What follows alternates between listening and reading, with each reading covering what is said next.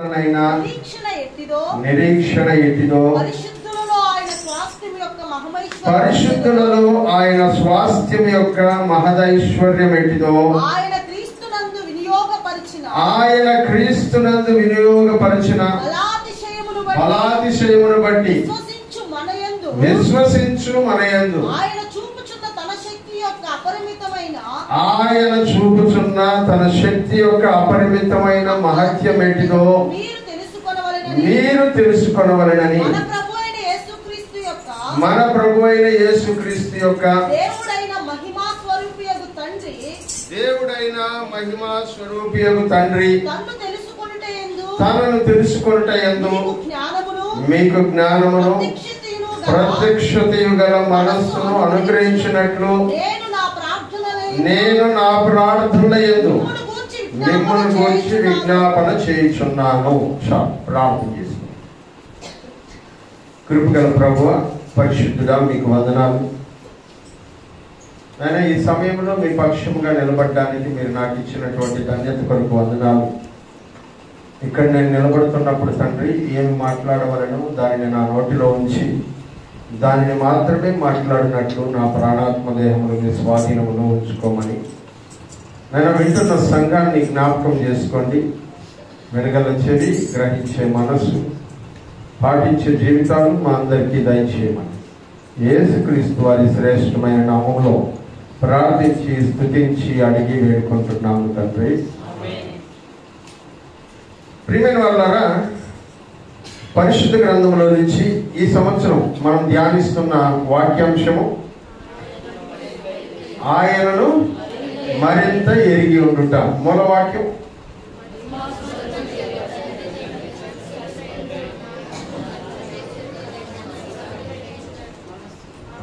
కొంచెం టైం పడుతుంది, మళ్ళా ఒకసారి బైబిల్లో చూసి చదువుదాం. లాస్ట్ లైన్, మహిమా స్వరూపియగు తండ్రి తనను తెలుసుకొనుట యందు మీకు జ్ఞానమును ప్రత్యక్షతయు గల మనస్సు అనుగ్రహించినట్లు నేను నా ప్రార్థనల యందు మిమ్మల్ని గురించి విజ్ఞాపన చేయుచున్నాను. ప్రియమైన వాళ్ళారా, పరిశుద్ధ గ్రంథంలో నుంచి ఈ సంవత్సరం ఈ అంశాన్ని మనం ధ్యానం చేసుకుంటూ ఉన్నాం. జనవరి 1వ తారీఖున ఉపోద్ఘాతంలో ఆయనను గురించి మనం మరింతగా ఎక్కువ ఎందుకు తెలుసుకోవాలి అనే పాఠాన్ని మనము నేర్చుకున్నాం. ఆ తర్వాత ఈ సంవత్సరం మనం మూలవాక్యంగా ఏర్పరచుకున్నటువంటి ఈ వాక్యంలో ఉండబడినటువంటి విశేషాలని ముందుగా మనం ధ్యానం చేయాలనుకుని గడిచిన 2 వారాల్లో ఈ వాక్యమును మనం ధ్యానం చేసుకుంటూ ఉన్నాం. ఈ వాక్యాన్ని చదువుతున్నప్పుడు దేవుడు మనతో ఒక విషయాన్ని చెప్తూ ఉన్నాడు. మీ మనోనేత్రములు వెలిగించబడి ఉన్నాయి, మీరు గుడ్డివారు కాదు. ఒకప్పుడు మీరు గుడ్డివారుగా ఉన్నటువంటి వారు, కానీ ఇప్పుడు ఆయన మీ మనోనేత్రములను వెలిగించాడు. కాబట్టి మీరు తెలుసుకోవలసిన విషయాలు 3 ఉన్నాయి. మీరు తెలుసుకోవలసిన విషయాలు 3 ఉన్నాయి. అవేంటంటే, ఆయన మిమ్మల్ని పిలిచిన పిలుపు వలన నిరీక్షణ ఎట్లాంటిదో తెలుసుకోవాలి. రెండవది, పరిశుద్ధులలో ఆయన స్వాస్థ్యం యొక్క మహదైశ్వర్యం ఏంటిదో తెలుసుకోవాలి. ఆయన క్రీస్తునందు వినియోగపరిచిన బలాతిశయమును బట్టి విశ్వసించుచున్న మనయందు ఆయన చూపుచున్న శక్తి యొక్క అపరిమితమైన మహత్యం ఏంటిదో తెలుసుకోవాలి. ఈ 3 విషయాలు తెలుసుకోవడానికి ఆయన మనకు జ్ఞానమును ప్రత్యక్షతయు గల మనస్సును అనుగ్రహించాలి. దేవునికి స్తోత్రం కలుగును గాక. హల్లెలూయా. ఇది ఈ 17 నుంచి 19 వచనాల వరకు ఉన్నటువంటి జంట వాక్యాల్లో తెలపబడినటువంటి విషయం. ఇది అన్యులకు రాయడం లేదు, అన్యులతో మాట్లాడటం లేదు, దేవుని ప్రజలతో మాట్లాడుతున్నాడు. ఎందుకంటే మీ మనోనేత్రములు వెలిగించబడి ఉన్నాయి అన్నాడు కనుక. మన మనోనేత్రములు వెలిగించబడి ఉండడము అంటే రక్షించబడిన వారమని, ప్రభువును ఎరిగినటువంటి వారమని, యేసుక్రీస్తుని దేవుని కుమారుడిగా చూడగలిగినటువంటి వారమని అర్థం. ప్రియమైనటువంటి వాళ్ళని ఆయన మన మనోనేత్రములు వెలిగించాడు. కాబట్టి మనకు ఆయన గురించి మరింతగా తెలుసుకోవాలంటే దేవుని జ్ఞానము, దేవుని ప్రత్యక్షత మనకు కావాలి. దేవుని జ్ఞానము, దేవుని ప్రత్యక్షత మనకు కావాలి. ఆ జ్ఞానమును, ఆ ప్రత్యక్షతను మనము పొందడం ద్వారా 3 విషయాలు మనం నేర్చుకోవాలంట. ఆయన గురించి తెలుసుకోవాలంటే మొదటిది, మిమ్మల్ని పిలిచిన పిలుపులో ఉన్న నిరీక్షణ ఎట్లాంటిదో తెలుసుకోండి. ఈ మాటను గడిచిన 2 వారాలు మనం ధ్యానం చేసుకున్నాం. మొదటి వారంలోను, 2వ వారంలోను. దేవుని పిలుపు ఎట్లాంటిది, ఎందుకు దేవుడు మనల్ని పిలుస్తూ ఉన్నాడు అనే విషయాన్ని గురించి 7 విషయాలని మనం నేర్చుకున్నాం. ప్రియమైనటువంటి వాళ్ళ, ఈ 7 విషయాలని మనం నేర్చుకోవడం ద్వారా దేవుని పిలుపు ఎంత గొప్పదో, ఆ పిలుపులో ఉన్నటువంటి ఔన్నత్యం ఎట్లాంటిదో, దేవుని పిలుపు మనందరినీ దేవుని సన్నిధిలో కూర్చోబెట్టడానికి దాంట్లో ఉండబడిన గొప్పతనం ఏమిటో గడిచిన వారాల్లో మనము నేర్చుకున్నాం. ఆ తర్వాత 2వ భాగంలో మనము మనల్ని పిలిచినటువంటి విధానంలో మనల్ని అందరినీ దేవుడు పిలుచుకున్నాడు, కానీ కొంతమందిని కొన్ని ప్రత్యేకమైనటువంటి పనుల కొరకు పిలుచుకున్నాడని చూసాం. ఉదాహరణకి దేవుడు రాజులని ప్రత్యేకంగా పిలుచుకున్నాడు, యాజకులని ప్రత్యేకంగా పిలుచుకున్నాడు, ప్రవక్తలని ప్రత్యేకంగా పిలుచుకున్నాడు, నాయకులని దేవుడు ప్రత్యేకముగా పిలుచుకున్నాడు. ఇలా అనేకమైనటువంటి కృపావరాలనిచ్చి దేవుడు తన పరిచర్యను చేయడానికి కొంతమందిని దేవుడు పిలుచుకున్నాడు అని గడిచిన వారంలో మనం ధ్యానం చేసుకున్నాం. ఆ పరిచర్య కొరకు దేవుడు పిలుచుకున్నటువంటి కొంతమంది మనుషుల్ని, ఒక 4 మనుషులు గురించి మనం ధ్యానం చేసుకున్నాం. వాళ్ళు ఎందుకు దేవుడు పిలవగానే ఆ పిలుపుకి అంత లోబడ్డారు, ఆ పిలుపు కొరకు అంత విలువనిచ్చారు, ఆ పిలుపు కోసం చచ్చిపోవడానికి కూడా ఎందుకు రెడీ అయిపోయినారు, ఏముంది దేవుని యొక్క పిలుపులో, ఆ పిలుపు వెనకాల ఉండే నిరీక్షణ ఏమిటి, దేనికోసం వాళ్ళు చచ్చిపోవడానికి కూడా సిద్ధపడిపోయారు అనే విషయాన్ని గడిచిన వారంలో మనం ధ్యానం చేసుకున్నాం. అబ్రహాము పిలుపుని గురించి మనం ధ్యానం చేసుకున్నప్పుడు, అబ్రహాము ఆస్తిపరుడైనప్పటికీ, అబ్రహాము విస్తారమైనటువంటి జనాభా కలిగిన మానవుడు అయినప్పటికీ కూడా బ్రతికినంత కాలము అబ్రహాము, ఇస్సాకు, యాకోబు అనబడినటువంటి దేవుని వాగ్దాన వారసులైనటువంటి ఈ 3 కూడా గుడారాల్లోనే బతికారు, సొంత ఇల్లు కట్టుకోలేదు. కారణం ఏమిటి అంటే, వాళ్ళు దేవుడే తాను హస్తాలతో నిర్మిస్తున్నటువంటి పునాదులు కలిగిన పట్టణం కొరకు ఎదురు చూశాడు. అది అబ్రహాము యొక్క నిరీక్షణ. బ్రతికినంతకాలం అబ్రహాము మంచి ఇల్లు కట్టుకుని ఉండొచ్చు, చాలా చక్కగా నివాసం ఉండొచ్చు, చాలా మంది పనివాడు ఉన్నారు, వెండి బంగారం ఆయన దగ్గర ఉన్నాయి. కానీ ఆయన ఎక్కడ ఇది నా స్వాస్థ్యము, ఇది నాది అని అనిపించుకోకుండా ఆయన బ్రతికినంత కాలము గుడారాల్లోనే బ్రతికేశాడంట. బ్రతికినంత కాలం గుడారాల్లోనే బ్రతికేశాడు. అబ్రహామే కాదు, ఇస్సాకు, యాకోబు వీళ్ళందరూ కూడా గుడారాల్లోనే బ్రతికారు. ఎందుకంటే వాళ్ళు ఈ లోకము మనకు శాశ్వతమైనది కాదు, పరలోకము శాశ్వతమైనది. దేవుడు అక్కడ మన కొరకు ఒక పునాదులు కలిగినటువంటి పట్టణమును నిర్మిస్తూ ఉన్నాడు. అక్కడికి వెళ్ళడమే మన నిరీక్షణ, కానీ ఇక్కడ ఉండడం మన నిరీక్షణ కాదు అనేటువంటి విషయాన్ని స్థిరంగా ఎరిగిన వాళ్ళే. వాళ్ళ నిరీక్షణతో వాళ్ళంట ఈ లోకంలో దేనిని ఆశించకుండా బ్రతికారని వాక్యంలో మనము నేర్చుకున్నాం. ప్రియులారా, రెండవదిగా మనం మోషే గురించి ధ్యానం చేసుకున్నాం. మోషే పిలుపు అంతఃపురంలో, ఫరో యొక్క అంతఃపురంలో ఫరో కుమార్తె యొక్క కుమారుడిగా బ్రతుకుతూ ఉన్నాడు, రాజభోగాన్ని అనుభవిస్తూ ఉన్నాడు. మంచి చదువు, మంచి విద్య, అలాగే పరాక్రమము నేర్పించేటువంటి మనుషులు, జ్ఞానము నేర్పించేటువంటి వాళ్ళు, బాగా ధనం ఉంది, కడుపు నిండా భోజనం దొరుకుతుంది, కాబోయేటువంటి రాజు అతనే, అధికారం అతని చేతుల్లో ఉంది. అయినప్పటికీ కూడా వీటన్నిటినీ ఆయన కాదనుకొని వదిలేశాడు అని దేవుని వాక్యంలో మనం చదువుతూ ఉన్నాం. ఆయన గురించి వాక్యంలో రాస్తూ హెబ్రీ గ్రంథకర్త మాట్లాడుతూ ఆయన అంటాడు, మోషే దేవుని ప్రజలతో కూడా నిందను అనుభవించడం మేలనుకొని ఫరో కుమార్తె యొక్క కుమారుడని అనిపించుకున్నటకు ఒప్పుకొనలేదు అని దేవుని వాక్యంలో మనము చూస్తాం. ఏమి, ఆయన రాజుగా ఉండేటువంటి అధికారం ఉంది, ఐగుప్తు దేశానికి ప్రధానమంత్రి అయ్యేటువంటి అధికారం ఉంది. కానీ ఆయన అవి వద్దనుకుని దేవుని ప్రజలతో నింద అనుభవించడం మేలనుకున్నాడంట. దేవుని ప్రజలతో నింద అనుభవించడం మేలని అనుకున్నాడంట. దేవుని ప్రజల కోసం కష్టపడము, దేవుని సంఘము కొరకు కష్టపడము, దేవుని ప్రజలను ఆ దేవుడు చెప్పినటువంటి గమ్యస్థానానికి చేర్చడము ముఖ్యమైనటువంటి విషయమని ఆయన భావించి దాని కొరకు ప్రయాసపడినాడని దేవుని వాక్యంలో మనము చదువుతూ ఉన్నాం. ఆయనకు ఉండబడినటువంటి నిరీక్షణ ఏంటో తెలుసా? ఇదిగో ఈ లోకమును నేను వదిలిపెట్టిన తర్వాత వాగ్దాన దేశంలో దేవుని రాజ్యంలో నేను ప్రవేశిస్తాను అనేటువంటి నిరీక్షణ. ఆ నిరీక్షణ కొరకు మోషే గారు ఈ లోకములో వచ్చేటువంటి అధికారమును వద్దనుకొని పరలోకములో దేవుడు అనుగ్రహించబోతున్నటువంటి అధికారం కొరకు ఎదురు చూశాడని దేవుని వాక్యంలో మనం చూస్తున్నాం ప్రియులారా. మరి అట్లాగే మూడవదిగా మనం గమనించాం, పౌలు గారి యొక్క జీవితాన్ని గమనించాం. కొత్త నిబంధనలో పౌలు గారు దేవుని యొక్క పరిచయను చాలా ప్రాంతాలకి, దాదాపు 3 ఖండాలకి దేవుని వాక్యాన్ని ప్రకటించాడు. 3 ఖండాల్లో దేవుని వాక్యాన్ని ప్రకటించినటువంటి ఏకైక దైవజనుడు భక్తుడైనటువంటి పౌలు గారు.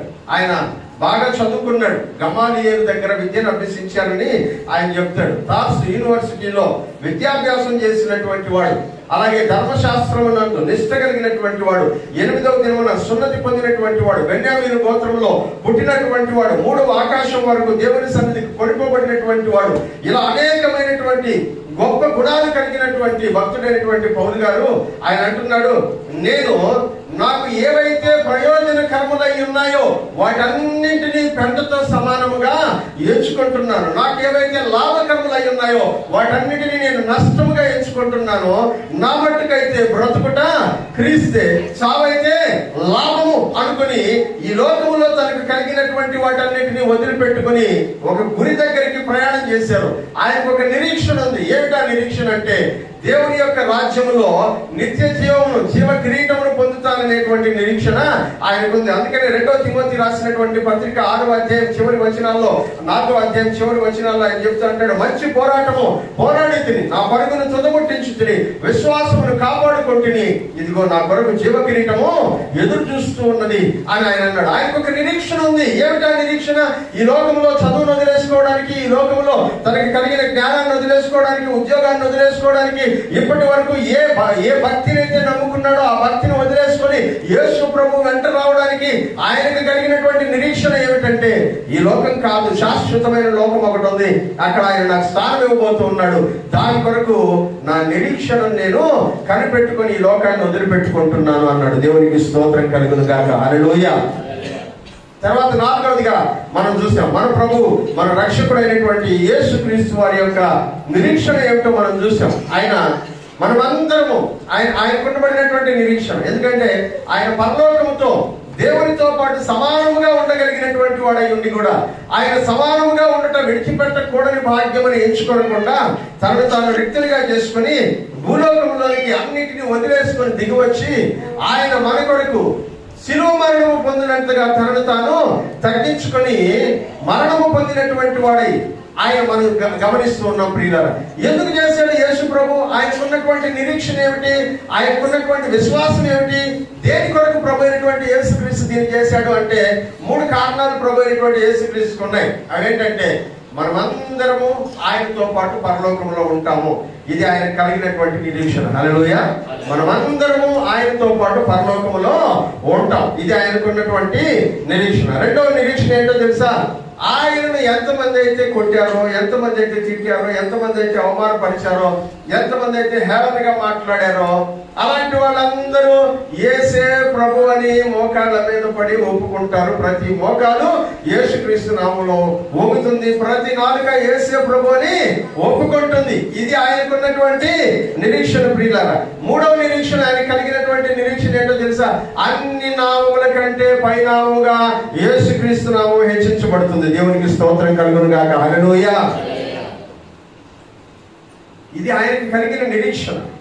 ఆ నిరీక్షణ కొరకు శ్రమను సహించాడు, శిలువను అనుభవించాడు, మరణాన్ని అనుభవించాడు, నిందలు భరించాడు, అవమానాన్ని భరించాడు. ఈ లోకంలో తనకు ఉండబడినటువంటి ప్రతి సౌకర్యాన్ని వద్దనుకుని మన కొరకు శిలువ మీద ప్రాణత్యాగం చేశాడు. కారణం ఏంటంటే ఆయనకు ఒక నిరీక్షణ. మరి నువ్వు నేను యేసు ప్రభువుని నమ్ముకుంటూ ఉన్నాం, ఆయన కుమారులుగా కుమార్తెలుగా జీవిస్తున్నాం. మనకున్నటువంటి నిరీక్షణ ఏమిటి? మనకున్నటువంటి నిరీక్షణ ఏమిటి? భక్తుడైన పౌలు గారు అంటాడు రోమపత్రిక 5వ అధ్యాయం 5వ వచనంలో, ఈ నిరీక్షణ మనలను సిగ్గుపరచదు. హల్లెలూయా. నాకున్నటువంటి నిరీక్షణ నన్ను సిగ్గుపరచదు. ఎందుకంటే ఈ రోజు నీ లోకంలో వదిలిపెట్టేసి వెళ్ళిపోతే ఎక్కడ ఉంటాను నేను?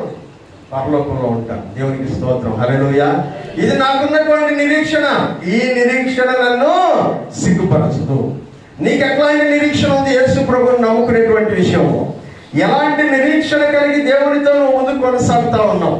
దేవుని విశ్వాసంలో ముందుకు కొనసాగడానికి నీకున్నటువంటి నిరీక్షణ ఏమిటి? దీని గురించి గత వారంలో మనము ధ్యానం చేసుకున్నాం. దీనికి అడిషనల్ గా ఒక మాటను మీకు చెప్పాలి. ఈ వారంలో జరిగినటువంటి సంఘటన ఒక విషయాన్ని మీకు నేను తెలియజెప్పి ఆ తర్వాత వర్తమానంలో నేను ముందుకు కొనసాగుతాను. ప్రియులుగా, ఇందాక యేసు ప్రభువుకు ఉన్నటువంటి నిరీక్షణ గురించి నేను చెప్తున్నప్పుడు మనమందరము ఆయన సన్నిధిలో ఉంటాం. అది ఆయన మొదటి నిరీక్షణ అయితే, రెండవ నిరీక్షణ ఎవరైతే యేసు ప్రభువుని హేళన చేశారో, అవమానపరిచారో వాళ్ళందరూ కూడా యేసు ప్రభువుని ఒప్పుకుంటారో, అది రెండవ నిరీక్షణ. మూడవ నిరీక్షణ ఈ లోకంలో ఉండే అన్ని నామముల కంటే యేసుక్రీస్తు నామము హెచ్చింపబడుతుంది. అది మూడవ నిరీక్షణ. ఈ నిరీక్షణ విషయంలో దేవుడు ఎంత కఠినంగా ఉంటాడో ఒక మాటను నేను మీకు జ్ఞాపకం చేస్తాను. మీరందరూ ఇప్పటికే ఈ పాటికే న్యూస్లో చూసుంటారు, నేను చెప్పే విషయాలన్నీ వినుంటారు కాబట్టి సులభంగా అర్థం అవుతుంది అనుకుంటాను. వార్తలు చూడనటువంటి వాళ్ళకి, కొత్తగా వింటున్నటువంటి వారికి ఇది కొంచెం వ్యత్యాసంగా కనబడుతుంది. మన తెలుగు సినిమా ప్రపంచానికి కేంద్రం ప్రస్తుతం హైదరాబాద్. భారతదేశ సినిమా ప్రపంచానికి కేంద్రం ముంబై. ప్రపంచ సినిమా పరిశ్రమకి కేంద్రం లాస్ ఏంజల్స్. దాన్ని హాలీవుడ్ అని పిలుస్తారు. వాళ్ళని చూసే పులిని చూసి నక్క వాత పెట్టుకున్నట్టు మనోళ్ళు వాళ్ళు హాలీవుడ్ అంటే మేము బాలీవుడ్ అని కదా. మన తెలుగు వాళ్ళు ఏం పెట్టుకున్నారు? టాలీవుడ్ అని చెక్క తీసుకొని కొట్టుకునేదాన్ని. వుడ్ అంటే కొంచెం చెక్క కదా, చెక్క తీసుకొని కొట్టుకునేదాన్ని పేర్లు పెట్టుకున్నారు. ఈ హాలీవుడ్ మనకి తెలుగులో ఎట్లాగైతే నంది పురస్కారాలు, నంది అవార్డ్స్ ఇస్తారో, అట్లాగే ప్రపంచవ్యాప్తంగా ఉండేటువంటి ఇంగ్లీష్ సినిమాలన్నింటికీ కూడా అవార్డులు ఇస్తారు. ఆ అవార్డుల ఫంక్షన్ జరుగుతూ ఉంది లాస్ ఏంజల్స్ లో. అవార్డుల ఫంక్షన్ లో అక్కడికి వచ్చినటువంటి వాళ్ళందరి దగ్గర ఒక సర్వే చేశారు. మీరు ఈ రోజున ఈ స్థితిలో ఉండడానికి కారకులు ఎవరు? 3 ఆప్షన్స్ ఇచ్చారు. ఒకటి, మీ తల్లిదండ్రులు కారణం. రెండవది, మీ కష్టార్జితం కారణం. మూడవది, దేవుడు కారణం. ఈ మూడిట్లో మీరు దేనికి ఓటేస్తారో చెప్పండి అని ఓటింగ్ అడిగారు. ఓటింగ్ అయిపోయిన తర్వాత 13 ఓట్లు మేము ఈ రోజున ఇట్లా ఉండడానికి మా యొక్క కష్టార్జితం కారణం అని పడ్డాయి. 6 ఓట్లు మా తల్లిదండ్రులు మేము ఈ స్థితిలో ఉండడానికి కారణం అని పడ్డాయి. దేవుడు కారణం అనే దానికి ఒక్కరు కూడా ఓటే లేదంట, 0 అని చెప్పారంట. దాన్ని అట్లాగే వదిలేసి ఉంటే కూడా బాగుండేదేమో, కానీ వాళ్ళు వదల. వాళ్ళు ఏమన్నారంటే, దిస్ ఈస్ గాడ్లెస్ సిటీ, దేవుడు అవసరం లేని పట్టణం ఇది అని ప్రకటించుకున్నారు. ఎవరు అవసరం లేని పట్టణం అంట? దేవుడు అవసరం లేని పట్టణం. జనవరి నెల 5-6 తేదీల్లో ఇన్సిడెంట్ జరిగింది. ఈ మీటింగ్ జరిగింది కరెక్ట్ గా 2 రోజుల తర్వాత. వాళ్ళు ఏదైతే దేవుడు లేని పట్టణం అని ప్రకటించుకున్నారో, మాకు దేవుడు అక్కర్లేదు అని అనుకున్నారో, మాకు మేమే దేవుళ్ళము అని అనుకున్నారో, ఆ పట్టణం మొత్తం బూడిదైంది. నేను చెప్పేది తమాషా కాదు. బూడిదంటే బూడిదే, అంతే. ఏమీ మిగలలేదు. 12 లక్షల కోట్ల ఆస్తి బూడిదైపోయింది. 1 కోటి 2 కోట్లు కాదు, 12 లక్షల కోట్ల ఆస్తి. బూడిదైపోయిన ఆస్తిని మన రాష్ట్రానికి తీసుకొచ్చిస్తే 6 సంవత్సరాలు మన రాష్ట్రంలో ఉండే జనాలందరూ బతికేస్తారు. 6 సంవత్సరాలు. దేవుడు లేకపోతే పరిస్థితి ఎక్కడ ఉంటుందో ఆలోచించాలి. దేవుడు ఏం చేస్తాడు అని అనుకుంటే పరిస్థితి ఎట్లా ఉంటుందో ఆలోచించండి. అందుకే సామెతల గ్రంథంలో అంటాడు కదా, దేవుడు లేడని బుద్ధిహీనుడు తన హృదయంలో అనుకుంటాడంట. ఎవరు అనుకుంటారంటే దేవుడు లేడని? బుద్ధిహీనులు అనుకుంటారంట. చాలా మంది అలాగే అనుకుంటారు, దేవుడు ఉన్నాడు, దేవుడు ఏం చేస్తాడు, మనం ఏం చేస్తాడు దేవుడు అనుకుంటారంట. దేవుడు ఏం చేయగలడు? దేవుడు లేకుండా మేము బ్రతుకుతున్నాం అనుకున్నటువంటి వాళ్ళ బ్రతుకు కేవలం 2 రోజుల్లో ఎట్లా చల్లారిపోయిందో ఇది ఒక నిదర్శనం. యేసుక్రీస్తు యొక్క రాకడకి, దేవుని యొక్క వాక్య నెరవేర్పులకి, ప్రవచనాల నెరవేర్పులకి ఇది సంకేతాలు. ప్రియమైనటువంటి వాళ్ళరా, ఒకవేళ మీలో ఎవరైనా సరే మాకు మేము బ్రతకగలం, దేవుడు మమ్మల్ని ఏం చేయగలడు, దేవుని గద్దింపులు మమ్మల్ని ఏం చేస్తాయి, దేవుని హెచ్చరికలు మమ్మల్ని ఏం చేస్తాయి అని అనుకుంటూ విర్రవీగుతూ ఉంటే జాగ్రత్త. వాళ్ళకి 2 రోజులన్నా గడువిచ్చాడు, నీకు 2 సెకండ్లన్నా ఇస్తాడో లేదో నాకు తెలీదు. యేసుక్రీస్తు నామము ఇప్పుడు ప్రపంచం అంతా హెచ్చించబడుతూ ఉంది. ఒకసారి చప్పట్లు కూడా దేవుని నామానికి మహిమ కలుగజేద్దాం. హల్లెలూయా. అందుకని ఎప్పుడు ఈ స్థితిలో నేను ఉండడానికి కారణం నేనే అని అనుకోబాక. ఈ స్థితిలో ఉన్నానంటే, ఇంకా బ్రతికున్నానంటే నీ కృపా, నీ కృపా, నీ కృపా, నీ కృపా.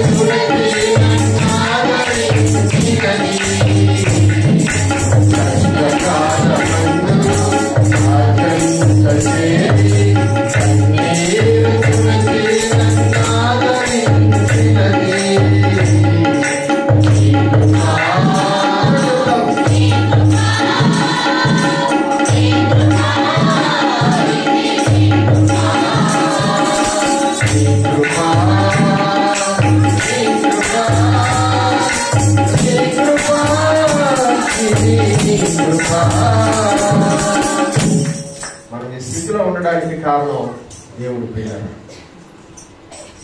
కాదు నేనే ఈ స్థితికి కారణం అనుకుని నువ్వు ఏ రోజున విర్రవీగినా సరే లాస్ ఏంజల్స్ జ్ఞాపకం చేసుకో. 1000 కోట్ల రూపాయలతో సినిమాలు తీసి మాకంటే అందగత్తెలు అందగాళ్ళు ప్రపంచంలో లేరనుకొని, మాకంటే ధనవంతులు లేరనుకొని, మాకంటే విలాసవంతమైన జీవితం ఎవరు గడుపుతారు అనేటువంటి విషయాన్ని ఎవరు దేవుడు లేడు దేవుడు లేడు దేవుడు లేడు అనుకొని బ్రతుకుతున్నటువంటి ప్రపంచం కేవలం 2 రోజుల్లో బూడిదగా మిగిలిపోయింది. 2 రోజుల్లో బూడిదగా మిగిలిపోయింది. చాలా ఆశ్చర్యం అనిపించింది నాకు. ఆ రోజంతా కూడా నేను 1 by 1 వస్తూ ఉన్నాయి. నేను పాస్టర్స్ మీటింగ్లో ఉన్నాను, మెసేజెస్ అన్ని చూస్తూ ఉన్నాను. నేను నాకే ఆశ్చర్యం అనిపించింది. దేవుని నామం హెచ్చించబడకపోతే మన జీవితాల్లో ఏం జరుగుతుందో అదొక హెచ్చరిక. అందుకనే ప్రతి ఉదయాన్నే దేవుణ్ణి గణపరచండి, దేవుణ్ణి హెచ్చించండి. యేసు ప్రభువుని స్తుతించుట మనకు మంచిది. ప్రియమైనటువంటి వారు భక్తులైనటువంటి పౌలు గారు చెప్తున్నారు కదా, ఆయనను ఘనపరచడము మంచిది అని దేవుని వాక్యంలో. కీర్తనాకారుడైనటువంటి దావీదు అంటాడు కదా, యెహోవాను స్తుతించుట మంచిది అని అంటాడు. ఎందుకంటే మనం ఈ స్థితిలో ఉండడానికి కారకుడు ఆయన మాత్రమే. ఆయనకు మాత్రమే మహిమ కలుగును గాక. ప్రియులారా, ఈ వాక్య భాగంలో 2వ భాగంగా మనం నేర్చుకుంటున్నటువంటి అంశం ఒకసారి చదువుకుందాం. 18వ వచనం 17 నుంచి 19 జంట వాక్యాలు ఉంటాయి, దాన్ని మనం చదువుకుందాం. మరియు మీ మనోనేత్రములు వెలిగించబడినందున ఆయన మిమ్మల్ని పిలిచిన పిలుపు వలనైనా నిరీక్షణ ఏంటిదో, పరిశుద్ధులలో ఆయన స్వాస్థ్యము యొక్క మహిమైశ్వర్యము ఏంటిదో. పరిశుద్ధులలో ఆయన స్వాస్థ్యము యొక్క మహిమైశ్వర్యము ఎట్లాంటిదో. ఎవరిలో అంట స్వాస్థ్యం ఆయనకి? పరిశుద్ధులలో. హల్లెలూయా.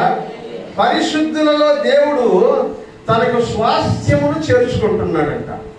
స్వాస్థ్యము అనే పదంలోనికి రావడానికి ముందు పరిశుద్ధులు అనే పదాన్ని ఒకసారి మనము జ్ఞాపకం చేసుకుందాం. ప్రియమైనటువంటి వాళ్ళ హెబ్రీయులకు రాసిన పత్రిక 12వ అధ్యాయం 14వ వచనాన్ని చదువుకుందాం. హెబ్రీయులకు రాసిన పత్రిక 12వ అధ్యాయం 14వ వచనం. అందరితో సమాధానముగాను పరిశుద్ధతయు కలిగి ఉండుటకు ప్రయత్నించుడి చాలు. అందరితో, ఒకరితో కాదు, అందరితో ఏం కలిగి ఉండాలంట? సమాధానము. రెండవది పరిశుద్ధత కలిగి ఉండాలంట. అందరితో పరిశుద్ధత కలిగి ఉండాలి, అందరితో సమాధానం కలిగి ఉండాలి, రెండవది పరిశుద్ధత కలిగి జీవించాలి అని భక్తుడైనటువంటి పౌలు గారు హెబ్రీయులకు రాసిన పత్రిక ద్వారా మనల్ని హెచ్చరిస్తూ ఉన్నాడు. పరిశుద్ధత అనేటువంటి ఈ పదానికి అర్థం మనం ఒక వచనాన్ని ధ్యానం చేసి దాని గురించి వివరించుకోవడం ద్వారా దాని అర్థాన్ని తెలుసుకునే ప్రయత్నం చేద్దాం. లేవి పత్రిక 19వ అధ్యాయం లేవి కాండము 19వ అధ్యాయం 2వ వచనాన్ని చదువుకుందాం. లేవి కాండము 19వ అధ్యాయం మీరు పరిశుద్ధులై ఉండవలెను, మీ దేవుడనగు యెహోవానగు నేను పరిశుద్ధుడనై ఉన్నాను. ఏమంటున్నాడు? మీరు పరిశుద్ధులై ఉండవలెను, ఎందుకంటే మీ దేవుడైన నేను ఎలాంటి వాడనంట? పరిశుద్ధుడనై ఉన్నాను. ఈ మాటని చెప్తూ ఉన్నప్పుడు దీని అర్థం ఏంటి? ఎందుకంటే ఇది అర్థమైతే పరిశుద్ధత అనే పదం యొక్క అర్థం ఏంటో మనకు తెలుస్తుంది. ప్రియులారా, మనకి ఇక్కడ చదువుతూ ఉండేటప్పుడు దేవుడు ఎటువంటి పాపము లేనివాడు గాను, నీతిమంతుడు గాను, యథార్థవంతుడు గాను కనబడుతున్నాడు కనుక మీరు కూడా అలాగే ఉండండి అనే అర్థం ధ్వనిస్తున్నట్లుగా మనకి కనబడుతుంది. నిజమే, ఆ అర్థం దాంతో ధ్వనిస్తుంది. కానీ దానికంటే ముందుండేటువంటి వాక్యాలు మనం చదువుకుంటున్నప్పుడు లేవి కాండము 16వ అధ్యాయంలోకి వెళ్తే 21వ వచనంలో ఇలా అంటాడు. లేవి కాండము 16వ అధ్యాయం 21వ వచనం. అప్పుడు అహరోను సజీవమైన ఆ మేక తల మీద తన రెండు చేతులు ఉంచి ఇశ్రాయేలీయుల పాపములన్నీ అనగా వారి దోషములన్నీ, వారి అతిక్రమములన్నీ దాని మీద ఒప్పుకొని ఆ మేక తల మీద వాటిని మోపి తగిన మనుష్యుని చేత అరణ్యములోనికి పంపేయాలి. అక్కడ అహరోను ఏం చేస్తున్నాడంట? ఇశ్రాయేలు ప్రజలందరి కొరకు ఏం చేస్తున్నాడంట? బలిని అర్పిస్తున్నాడు. ఎందుకంటే వాళ్ళందరూ చేసిన పాపముల కొరకు అనే మాటని మనము చూస్తున్నాం. అంటే వీడు దేవునిలాగా పరిశుద్ధులు కాదు. ఎందుకంటే అంతకు ముందు ఉండే అధ్యాయంలోనే వాళ్ళ కొరకు ఏం చేశాడంట? బలిని అర్పించమని చెప్పాడు. కాబట్టి మనము పాపము లేని వారము, యథార్థవంతులము, నీతిమంతులము, ఏ తప్పు మనలో లేదు అని చెప్పుకునే అవకాశం మనకు లేదు. ఎందుకంటే రోమ పత్రికలు అంటాడు కదా, నీతిమంతుడు లేడు, ఒక్కడు లేడు, అందరూ త్రోవ తప్పి ఏకముగా పనికి మారిన వారైరి అని అంటాడు. అలాగే అందరూ పాపము చేసి దేవుడు అనుగ్రహించు మహిమను పొందలేకపోతున్నాడని 23వ వచనంలో మనము చదువుతాం ప్రియమైనటువంటి వారు. కాబట్టి మనము స్వతహాగా నీతిమంతులము కాదు, స్వతహాగా పరిశుద్ధులము కాదు. కానీ దేవుడు మనల్ని ఏం చేస్తున్నాడంట?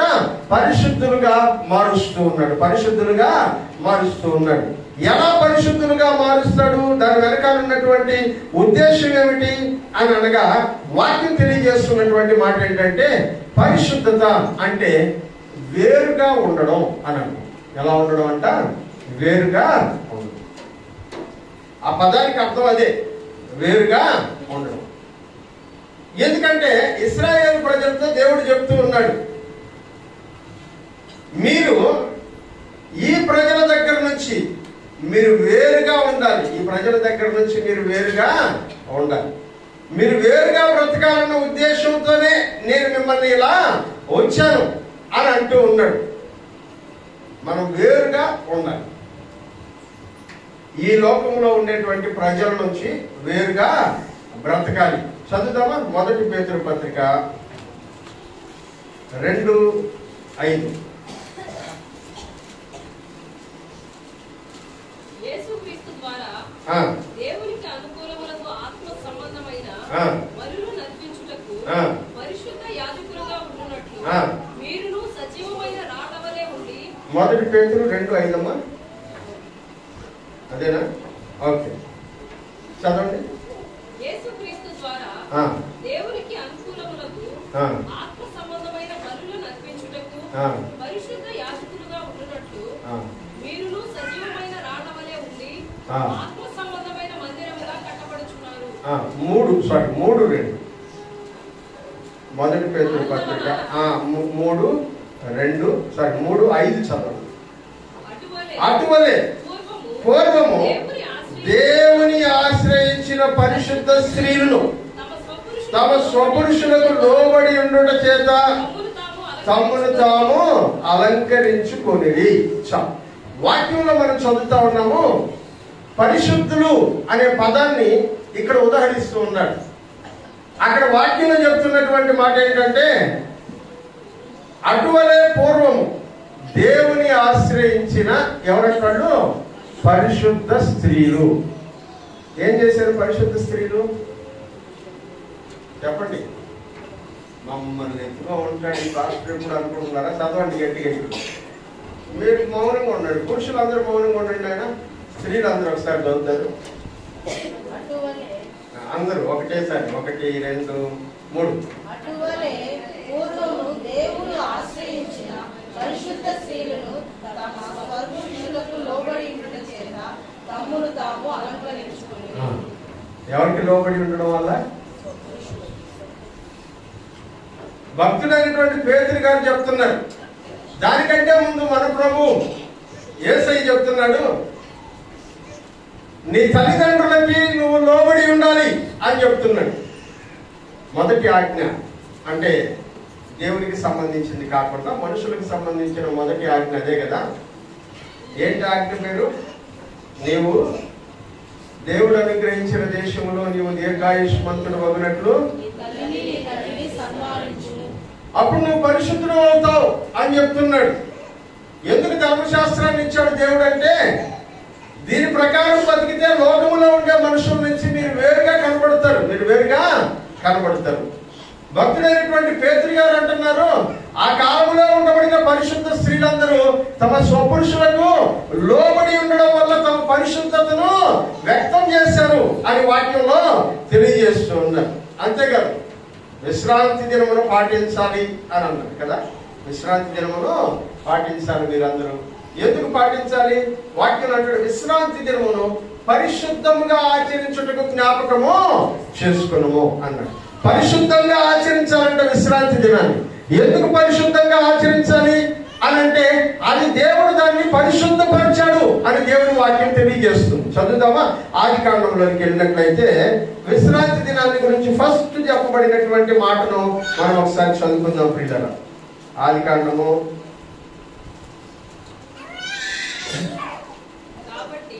2వ అధ్యాయం 3వ వచనం.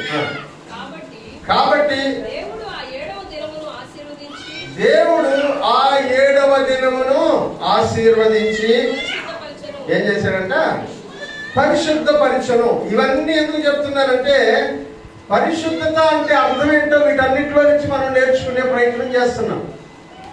దేవుడు ఆ 7వ దినమును ఆశీర్వదించి దాన్ని పరిశుద్ధపరిచాడు అంటే దానిలో ఏ లోపము లేకుండా చేశాడని అర్థమా? మిగిలిన 6 రోజుల్లో లోపం ఉండేటట్టు చేసి దానిలో ఏ లోపము లేకుండా చేశాడని అర్థమా? లేదు. ఎందుకంటే ప్రతిరోజు దేవుడు చూసినప్పుడు వాక్యంలో ఏమనంటాడంటే, అది మంచిదైనట్టు దేవుడు చూచెను అని అంటాడు. కాబట్టి దేవుడు లోపంతో తయారు చేయాల, కానీ దీన్ని పరిశుద్ధపరిచాను అని అంటున్నాడు. ఎలా పరిశుద్ధపరిచాడు అంటే, మిగిలిన 6 రోజులు మీరు పని చేయొచ్చు, 7వ దినము మీకు విశ్రాంతి దినము, ఆ రోజు పని చేయకూడదు. హల్లెలూయా. ఇప్పుడు చదువు ఆ మాటలు ఒకసారి మళ్ళా. కాబట్టి దేవుడు ఆ 7వ దినమును ఆశీర్వదించి పరిశుద్ధపరిచెను. ఏలయనగా దానిలో దేవుడు తాను చేసినట్టు సృష్టించినట్టు తన పని అంతటి నుండి ఏం చేశాడంట? విశ్రమించెను. ఆ రోజున దేవుడు విశ్రాంతి తీసుకున్నాడు.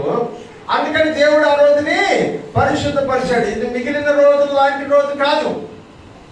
మిగిలిన 6 రోజులు నువ్వు వెళ్ళు పని చేసుకో, ఏం ప్రాబ్లం లేదు. కానీ 7వ రోజు మాత్రం పని చేయడానికి వీలు. ఎందుకు వీలు లేదు అంటే, దేవుడు దాన్ని ఏం చేశాడంట? మిగిలిన రోజులతో కలపకూడదని చెప్పాడంట. మిగిలిన రోజులతో కలపకూడదు. సోమవారం పని చేస్తావు, మంగళవారం పని చేస్తావు, బుధవారం, గురువారం, శుక్రవారం, శనివారం పని చేస్తాం. కానీ ఆదివారమును మాత్రము ఏం చేయకూడదు, మనము పని చేయకూడదు. ఆదివారం మాత్రం ఏం చేయకూడదు, మిగిలిన రోజులతో దీన్ని కలపకూడదు. ఈ రోజుని సపరేట్ గా పెట్టాలి. ఈ రోజుని సపరేట్ గా మీరు చెప్పినట్టు మేము చేస్తున్నాం. ఖచ్చితంగా దేంతో కలపం. ఆ రోజే చికెన్ తెచ్చుకుంటాం, మిగతా రోజుల్లో తెచ్చుకోలేము. ఆ రోజే బిర్యానీ తింటాం, మిగతా రోజుల్లో తినాం. దాన్ని స్పెషల్, ఆ రోజు స్పెషల్ గా పెట్టుకున్నాం. పరిశుద్ధమైన రోజు. దేనికంతా ఎట్లాంటి వాళ్ళు చాలా మంది ఉన్నారు ఇక్కడ. గట్టిగా ఒకసారి స్తోత్రం చెప్పండి. హల్లెలూయా. ఇట్లాంటి వాళ్ళు అందరూ చెప్పినారు స్తోత్రం. హల్లెలూయా. ప్రియులారా, దేవుని వాక్యంలో మనం చూస్తున్నాం పరిశుద్ధత కలిగి ఉండడం అంటే అర్థం ఏంటంటే వేరుగా ఉండడం. అందరిలో కలిసిపోవడం కాదు, అందరితో కలిసిపోవడం కాదు, అందరి నుంచి వేరుగా ఉండడాన్నే పరిశుద్ధత అని దేవుని వాక్యం తెలియజేస్తుంది. చదువుదాం. ద్వితీయోపదేశకాండము 7వ అధ్యాయం 6వ వచనాన్ని చదువుకుందాం. ద్వితీయోపదేశకాండము 7వ అధ్యాయం 6వ వచనం. నీవు నీ దేవుడైన యెహోవాకు ప్రతిష్ఠిత జనము. నీవు నీ దేవుడైన యెహోవాకు ప్రతిష్ఠిత జనము. నీ దేవుడైన యెహోవా భూమి మీద ఉన్న సమస్త జనముల కంటే, నీ దేవుడైన యెహోవా భూమి మీద ఉన్న సమస్త జనముల కంటే ఎక్కువగా ఎంచి, నిన్ను ఎక్కువగా ఎంచి, నిన్ను తనకు స్వకీయ జనముగా ఏర్పరచుకొనెను. నిన్ను తనకు స్వకీయ జనముగా ఏర్పరచుకొనెను. మీరు స్వజనముల కంటే విస్తార జనమని యెహోవా మిమ్మును ప్రేమించి, ఆయన తన సొంత జనము కంటే మీరు విస్తార జనమని మిమ్మల్ని యెహోవా ప్రేమించి మిమ్మల్ని ఏర్పరచుకొనలేదు. సమస్త జనము కంటే మీరు లెక్కకు తక్కువే కదా. అయితే యెహోవా మిమ్మల్ని ప్రేమించేవాడు కాబట్టి తాను మీ తండ్రులకు అబ్రహాము, ఇస్సాకు, యాకోబులకు చేసిన ప్రమాణమును నెరవేర్చేవాడు కనుక యెహోవా బాహుబలము చేత మిమ్మల్ని రప్పించి దాసుల గృహములో నుండి ఐగుప్తు రాజు అయిన ఫరో చేతిలో నుండి మిమ్మల్ని విడిపించాడు. వాక్యం అంటున్నాడు, మీరు అందరితో పాటు కలిసిపోయి ఉండడానికి కాదు దేవుడు మిమ్మల్ని పిలుచుకునింది. ఆయన మిమ్మల్ని సపరేట్ చేశాడు. లోకములో ఉండేటువంటి జనాల్లో నుంచి వేరు చేయబడినటువంటి వారు. ఇంకొక మాట చదువుకుందాం. ద్వితీయోపదేశకాండం 9వ అధ్యాయం 4-5 వచనాలు చదువుకుందాం. నీ దేవుడైన యెహోవా నీ ఎదుట నుండి వారిని తోలివేసిన తర్వాత నేను ఈ దేశమును స్వాధీనపరుచుకున్నట్లుగా యెహోవా నా నీతిని బట్టి నన్ను ప్రవేశపెట్టనని అనుకొనవద్దు. ఈ జనముల చెడుతనమును బట్టి యెహోవా నీ ఎదుట నుండి వారిని వెళ్ళగొట్టుచున్నాడు. నీవు వారి దేశమునకు వచ్చి దాన్ని స్వాధీనపరుచుకున్నటకు నీ నీతి అయినను నీ హృదయ యథార్థత అయినను హేతువు కాదు.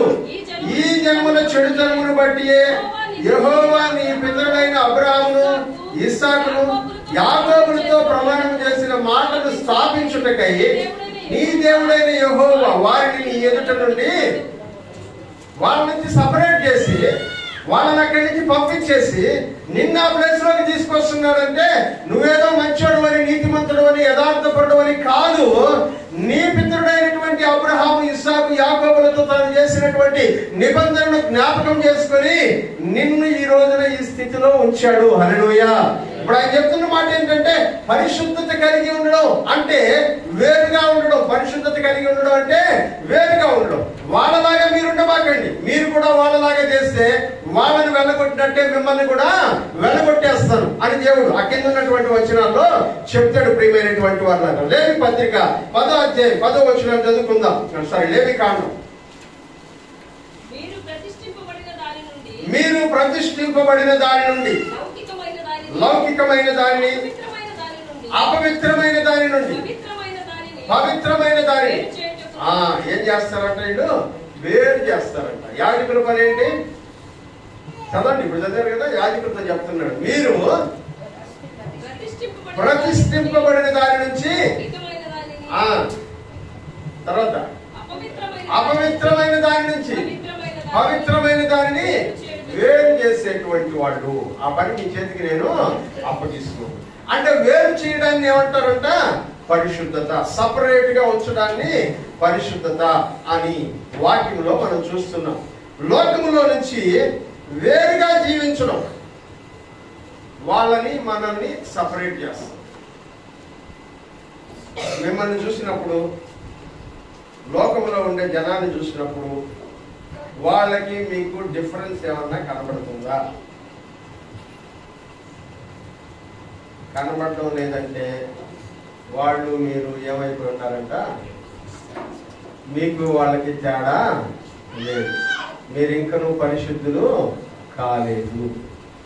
అదే దాని అర్థం. వాళ్ళకి మీకు డిఫరెన్స్ ఏం కనబడటం లేదా? ఆదివారం వాళ్ళు కూడా పనికి పోతారు, మనకు కూడా తప్పదు అనుకుంటే పనికి వెళ్తాం. వాళ్ళకి మీకు తేడా ఏమి? మీరు పరిశుద్ధులు కాదు, మీరు వేరుగా లేరు. వాళ్ళు వెళ్తున్నారు, మీరు వెళ్తున్నారు పని. ఈ 6 రోజులు దేవుడు నాకు పని చేసుకోవడానికి అవకాశం ఇచ్చాడు.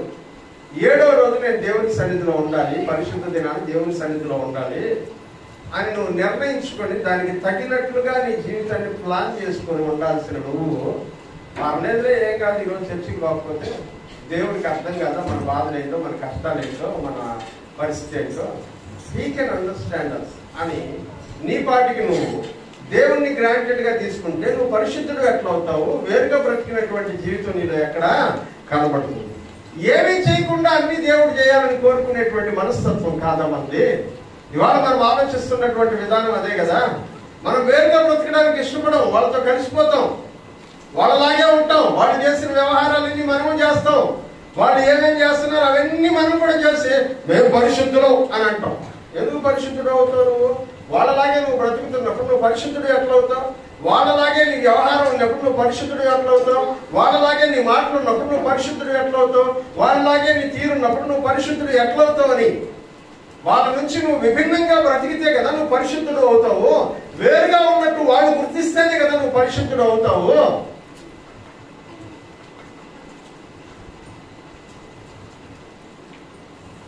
కానీ ఈ రోజున ఆ పరిశుద్ధత మనలో అనేకుల్లో కనబడటం లేదు.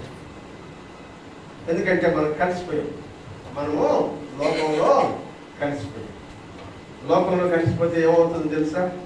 పౌలు భక్తులు అంటాడు, కొరింథీయులకు రాసిన పత్రిక 1వ పత్రిక 5వ అధ్యాయం అంటాడు, పులిసిన పిండి కొంచెమైనను ముద్దంతయు పులి చేయదని మీరు ఎరుగరా.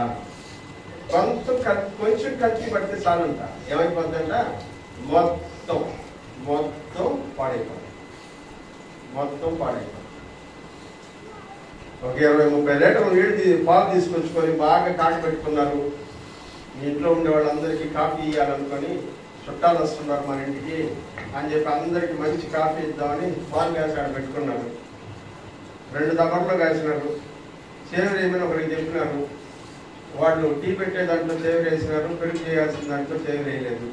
ఏమైపోయినాయి? 20 లీటర్లు పెరుగు అయిపోయింది. మీరు కూడా అంతే. పరిశుద్ధముగా సపరేట్ గా పెట్టుకోవలసినవి పెట్టుకోకపోతే మీలో కలిసినటువంటి లోకం కొంచెమైనా సరే మిమ్మల్ని అంతా ఆక్రమించుకుంటుంది. అప్పుడు మీరు పరిశుద్ధులుగా జీవించే అవకాశం దొరకదు. ప్రియమైనటువంటి వాళ్ళ ఎస్తేరు గ్రంథం 3వ అధ్యాయం 8వ వచనం చదువుదాం. అక్కడ ఇశ్రాయేలు ప్రజల గురించి హామాను అనేటువంటి వ్యక్తి ఏమని మాట్లాడుతున్నాడో మనకు ఆ మాటను చదివితే మనకు అర్థం అవుతుంది. చదవండి. ఎస్తేరు గ్రంథం 3వ అధ్యాయం 8వ వచనం. అంతటా హామాను అహష్వేరోషుతో చెప్పినది ఏమనగా,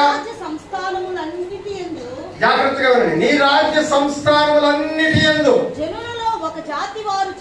జాగ్రత్తగా వినండి, జనులలో ఒక జాతి వాళ్ళు చెదిరి ఉన్నారు. వాళ్ళ విధులు సకల జనుల విధులకు వేరుగా ఉన్నాయి. వారు రాజు యొక్క ఆజ్ఞను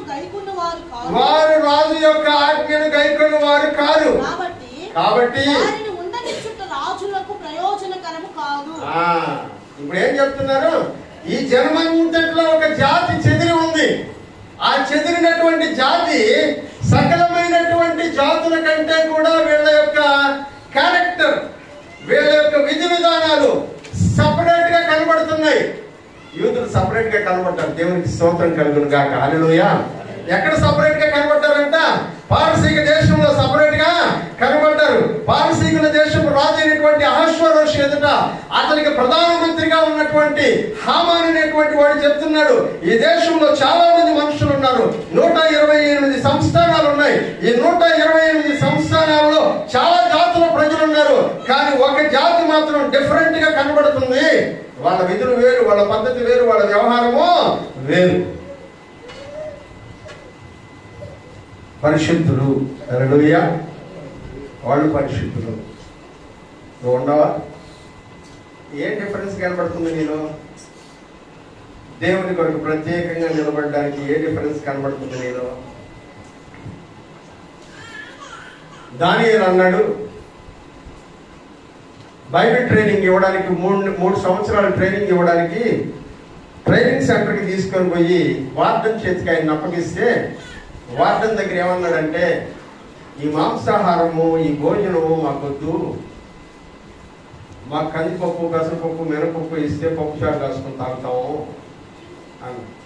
ఆయన భయపడ్డాడు. అయ్యా మీరు వీక్ అయిపోతారు, మీరు బాగా చక్కగా కనబడరు, ఆరోగ్యంగా కనబడరు, బలహీనలు అయిపోయినట్టు కనబడతారు, కాబట్టి నా మీదకే ప్రాణాపాయం తెప్పిస్తారు మీరంటే, వాళ్ళు అన్నారు 10 days ట్రైల్ ప్యాకేజ్ చూద్దాం. 10 days ట్రైల్ రన్, 10 రోజులు ఓన్లీ కందిపప్పు, మినపప్పు, పెసరపప్పు ఇదినే బతికారంట. దేవునికి స్తోత్రం. హల్లెలూయా. వాక్యం అంటాడు, మిగిలినటువంటి వారందరికంటే వీరి ముఖములు ప్రకాశమానమైనవిగా కనబడ్డాయి. హల్లెలూయా. మేము వాళ్ళలో ఉండవు, వాళ్ళు తినేది తినము, వాళ్ళలాగా వ్యవహరించం, వాళ్ళలాగా ఉండడం మా వల్ల కాదు. మేము సపరేట్. దానియేలు, షడ్రకు, మేషకు, అబేద్నెగో సపరేట్ గా బ్రతికినటువంటి వాడు కాదా? వాళ్ళ ఆచార వ్యవహారాలన్నీ సపరేట్ గా ఉన్నాయనే కదా అగ్నిగుండంలో పడేసింది. వాళ్ళ ఆచారాలు వ్యవహారాలన్నీ కూడా మిగిలినటువంటి జనాంగం కంటే వేరుగా ఉన్నాయనే కదా ఆయన్ని సింహాల బోరులో వేసింది. వాళ్ళు సపరేట్. ఎందుకు సపరేట్ అయ్యారంటే పర్పస్ ఉంది. ఏంటంట? దేవుని కొరకు. హల్లెలూయా. దేవుని కొరకు నేను సపరేట్, అప్పుడే నువ్వు పరిశుద్ధుడు. హల్లెలూయా. ఎందుకు సపరేట్ గా బ్రతుకుతున్నావు అంటే, నా దేవుడు నన్ను సపరేట్ గా బ్రతకమన్నాడు, అందుకని నేను సపరేట్ గా బ్రతుకుతున్నాను. నీ క్యారెక్టర్ వేరు, నీ వ్యవహారం వేరు, నీ ఆచారం వేరు, నీ పద్ధతి వేరు, నేను వేరు. ఎందుకంటే నా దేవుడు సపరేట్ గా బ్రతకమన్నాడు. హల్లెలూయా. హల్లెలూయా. ఎందుకని నేను చెప్తాను, మంచి రోజులు చూడబాకండి, వాస్తులు చూడబాకండి, ఇవన్నీ ఎందుకు చెప్తాను తెలుసా? అది వాళ్ళ ఆచారం. మన దేవుడు మనల్ని సపరేట్ గా బ్రతకమన్నాడు. హల్లెలూయా. అది పరిశుద్ధులుగా బ్రతకడం అంటే, హల్లెలూయా. దేవుడు పరిశుద్ధులుగా బ్రతకమని చెప్పినటువంటి దేవుడు కాపాడుకోలేనంత శక్తిహీనుడు కాదు.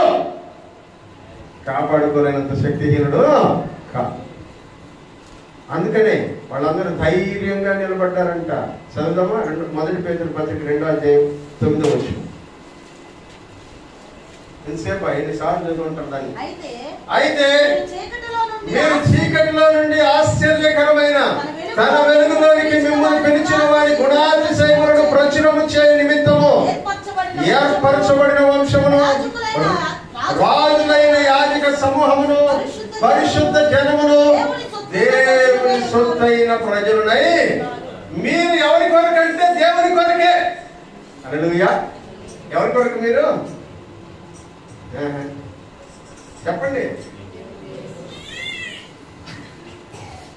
అదే చెప్తాం, మనం గట్టిగా చెప్తాం ఒకసారి. ఎవరి కొరకు మనం అందరం? దేవుని కోసం అని చెప్పాలి. ఎలా చెప్పాలి తెలుసా? చెప్పి చూపిస్తాం. చెప్పండి, ఎవరి కోసం మీరు అందరూ?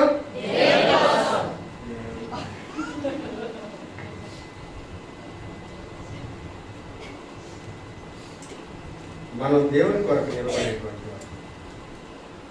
రాజులు మనకెవ్వరు లేరు, శూరులు మనకెవ్వరు లేరు.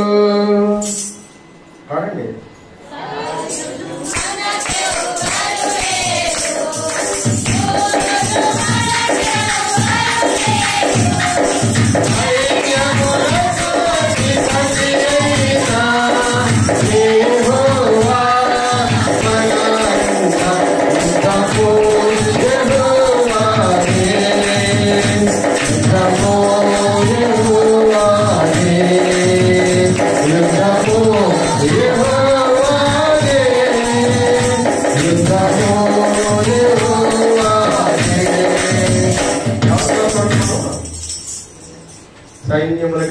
దేవుడు యెహోవా కోసం. హల్లెలూయా.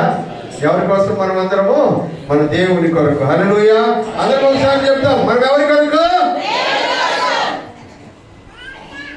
దేవుని కొరకు సపరేట్ గా ఉండాల్సిన వాళ్ళం, ప్రత్యేకంగా ఉండవలసిన వాళ్ళు. వాక్యంలో అంటున్నాడు, పరిశుద్ధులలో ఆయన స్వాస్థ్యము యొక్క మహిమైశ్వర్యము ఎట్లాంటిదో మీరు తెలుసుకోవాలి.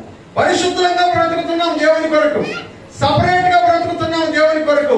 సపరేట్ గా బ్రతకడం వల్ల చాలా ప్రాబ్లమ్స్ ఫేస్ చేస్తున్నాం మనం అందరము.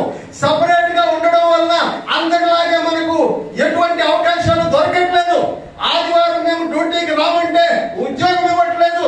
ఆదివారం వరకు మనము సపరేట్ గా ఉండిపోదామంటే చాలా నష్టపోతూ ఉన్నాం. మనకు పని చేసేవాడు, నాట్లేసేవాడు ఆదివారం వస్తానంటాడు, పొలం దున్నేవాడు ఆదివారం వస్తానంటాడు. మిగిలిన రోజుల్లో మిగిలిన వాళ్ళందరికీ పనిచేసి క్రైస్తవుడి దగ్గరికి వచ్చేటప్పటికి ఆదివారమే వస్తామంటారు. నువ్వు నిలబడతావా లేదా దేవుని కొరకు అని తెలుసుకోవడానికి? నిలబడుతున్నావా? నేను దేవుని కొరకు అంటే నిలబడాల్సిందే. హల్లెలూయా.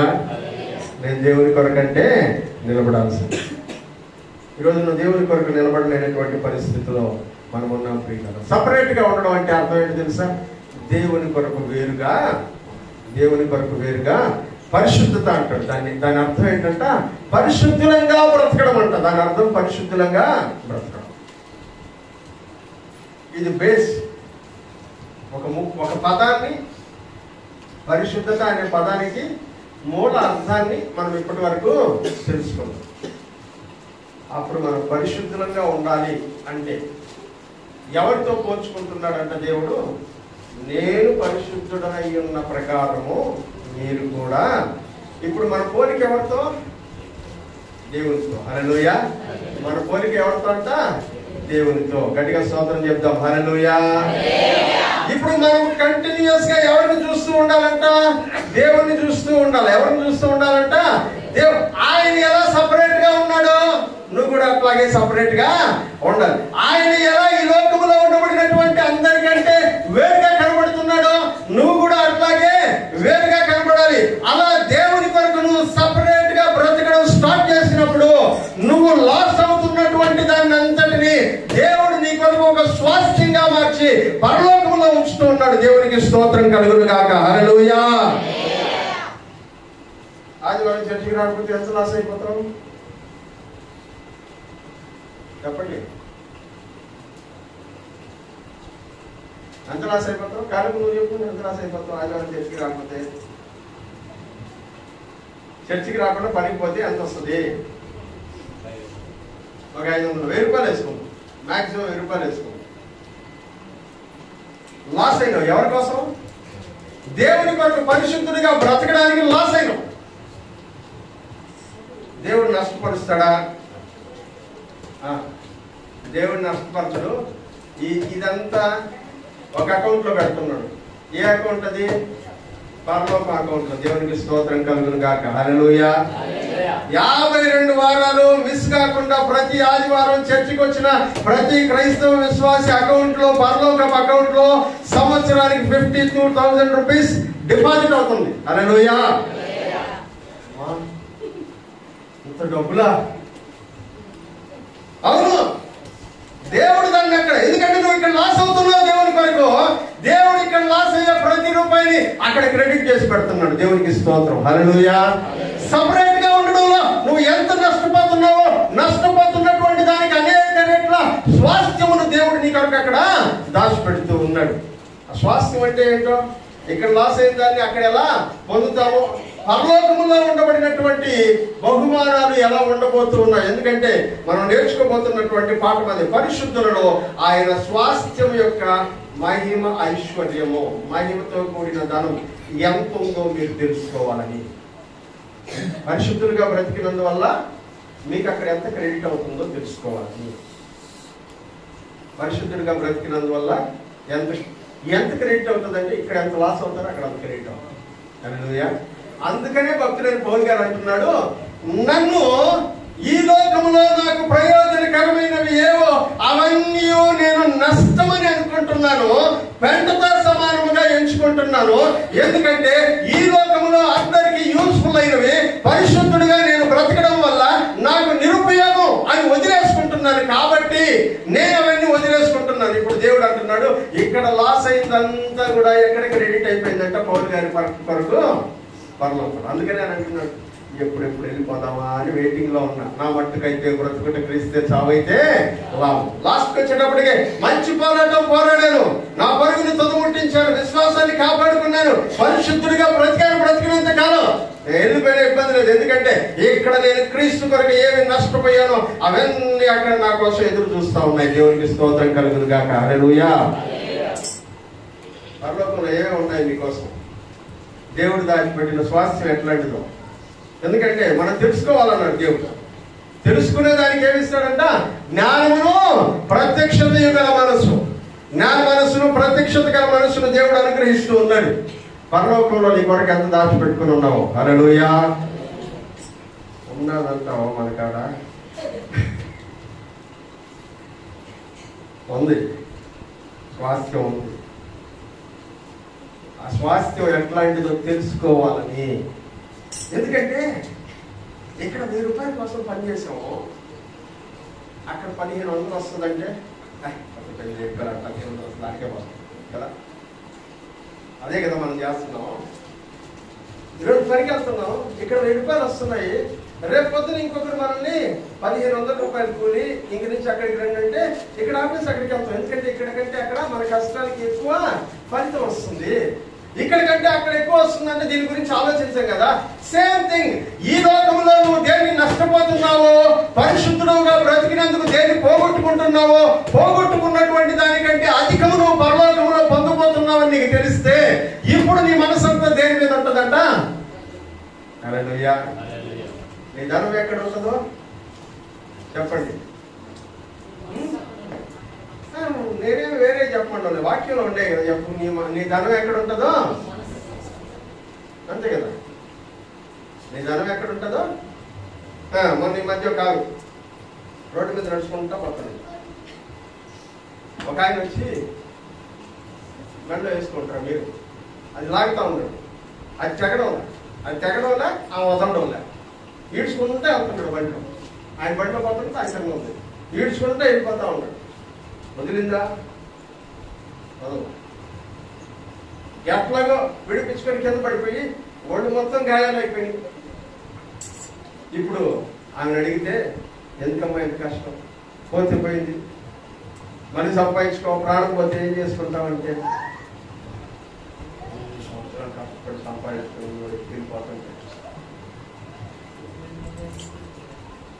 నీ మనసు, నీ ధనం ఎక్కడో చెప్పండి. నీ ధనం ఎక్కడో, నీ ధనం ఎక్కడో నీ మనసు. కొరలు ఎవరు చెప్తారు? కొరలు ఎవరు చెప్తారండి? నీ ధనం ఎక్కడో, నీ ధనం ఎక్కడో. అసలు ఎంత కఠిన హృదయం అయిపోండరు ఏంటి మన సంగతులు. నీ ధనం ఎక్కడ ఉంటుందో చెప్పకుంటే నేను వదలు. ఈరోజు నీ ధనం ఎక్కడ ఉంటుందో. పరిశుద్ధుడుగా బ్రతికినందుకు అక్కడ నీ కొరకు ధనం సమకూరితే నీ మనసు కూడా దేని మీద ఉంటుందంట? పరలోకం మీద. అందుకనే పరిశుద్ధులుగా బ్రతకాలి. దేవుడు అంటున్నాడు సపరేట్ గా బ్రతుకు. అదే పరిశుద్ధత.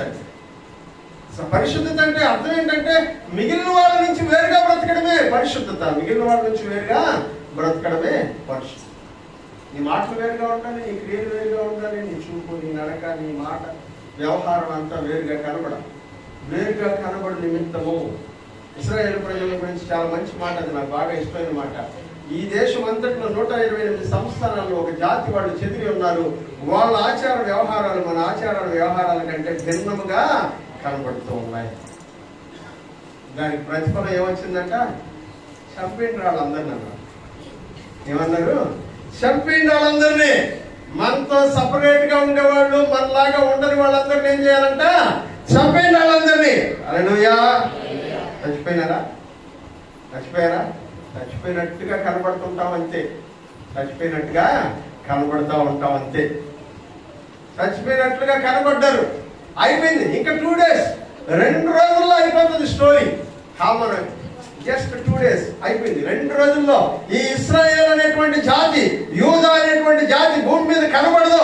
ఇదిగో నాకు నమస్కరించినటువంటి మొర్దెకై మాత్రమే కాదు, మొర్దెకై జాతి మొత్తం కంప్లీట్ గా నేను నిర్మూలన చేసేస్తున్నానని ఇంటికి వెళ్ళి తన భార్య బిడ్డలతో, అన్నదమ్ములతో, బంధువులతో, రక్త సంబంధికులతో చర్చించుకొని ఉరికొయ్యి ఏర్పాటు చేసినటువంటి హామాను చచ్చిపోయినట్టుగా కనపడ్డాడంట అందరి దృష్టిలో. మొర్దెకై, ఎస్తేరు, ఇశ్రాయేలు జనం 2 రోజుల్లో సీన్ రివర్స్ అయిపోయింది. హల్లెలూయా. వీళ్ళందరూ కూడా అనుకున్నారంట, మాకు దేవుడు, గాడ్ బ్లెస్ సిటీ, దేవుడు లేని పట్టణం, మాట దేవుడు లేని. ఏమైంది చూసారా? 2 రోజుల్లో తిరగబడిపోయింది జీవితం. ఎవరెవరైతే ఆ మాట మాట్లాడారో అందరూ కట్టు బట్టలతో, వేసుకున్న బట్టలు తప్ప ఇంకేమీ లేకుండా, కోట్ల రూపాయలు ఖరీదు చేసే కార్లు, బంగ్లాలు తగలబడిపోతా ఉంటే, ఒక ఆవిడ బంగ్లా అంట 18,000 కోట్లు అంట. 18,000 కోట్లు ఒక హీరోయిన్ బంగ్లా. ఒక డైరెక్టర్ గారి బంగ్లా 13,000 కోట్లు అంట. వాళ్ళు ఉపయోగించే విలాసవంతమైన కార్లు మొత్తం తగలబడిపోతే రోడ్ రోలర్ పెట్టి తొక్కిచ్చేసారు. ఎందుకంటే చెత్త రోడ్డు మీద ఉంటే అడ్డామని తీసేసారు. హల్లెలూయా. ఇంకా తగలబడుతూనే ఉంది ఆర్ల. ఈ రోజు కూడా తగలబడుతూనే ఉంది. 10 రోజులు అయిపోయింది ఇంకా ఆర్ల. హల్లెలూయా. సపరేట్ గా బతకండి, మిమ్మల్ని కాపాడువాడు కొనుకడు. హల్లెలూయా. మిమ్మల్ని కాపాడువాడు కొనుకడు, నిద్రపోడు. ఇశ్రాయేలును కాపాడేటువంటి దేవుడు. ఎస్తేరు ఉపవాసం ఉన్నప్పుడు, ఇశ్రాయేలు ప్రజలు ఉపవాసం ఉన్నప్పుడు, మొర్దెకై ఉపవాసం ఉన్నప్పుడు నిద్రపోలేదు, మేలుకొని ఉన్నాడు. దేవునికి స్తోత్రం కలుగును గాక. హల్లెలూయా. రాజుల హృదయమును నీటి కాలువల వలె తన చిత్తవృత్తి చొప్పున తిప్పేటువంటి వాడు. అందుకని రాజు అయినటువంటి అహష్వేరోషు యొక్క హృదయాన్ని ఎస్తేరు వైపునికి తిప్పి ఆమె అడిగిన దాన్ని అంతటినీ శాంక్షన్ చేశాడు. హల్లెలూయా. 2 రోజుల్లో స్టోరీ మొత్తం తిరగబడిపోయింది. ఇశ్రాయేలుని లేపేయాలనుకున్న వాళ్ళందరూ వెళ్ళిపోయారు. హల్లెలూయా. మన దేవుడు మనం సపరేట్గా బ్రతికితే మన పక్షాన నిలబడేటువంటి, సపరేట్గా బతకపోతే మనం వదిలేస్తారు ఆయన. ఇదే ప్రాబ్లం. నువ్వు పరిశుద్ధుడు అయితే ఆయనలాగా నిన్ను ఆయన వదిలిపెట్టు. హల్లెలూయా. మిగతా భాగం నెక్స్ట్ వీక్. టైం అయింది ఇప్పటికి. తనలంచండి, ప్రార్థన చేసుకో.